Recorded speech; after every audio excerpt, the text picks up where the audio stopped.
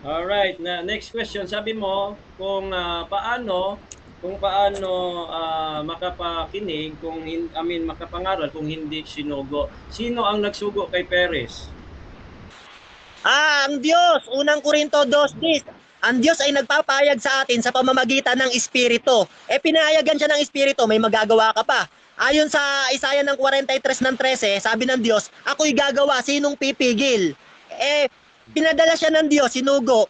Tutol ka ba doon? Sabi ng Diyos, ako'y gagawa, sinong pipigil?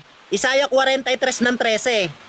Alright, next question. Meron po kayong nabasang Nicolas Perez, sinugo ng Diyos sa Biblia? Meron? Wala?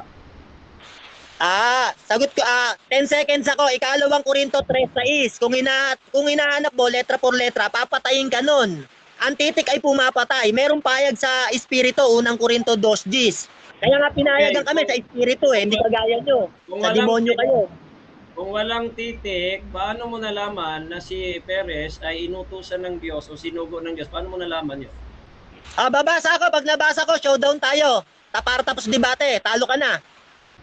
Babasa ako. Pag nabasa ko, showdown tayo. Tapos debate, talo ka na. Napayagan si Perez. Showdown tayo.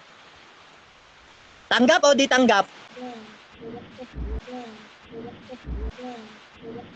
Next question.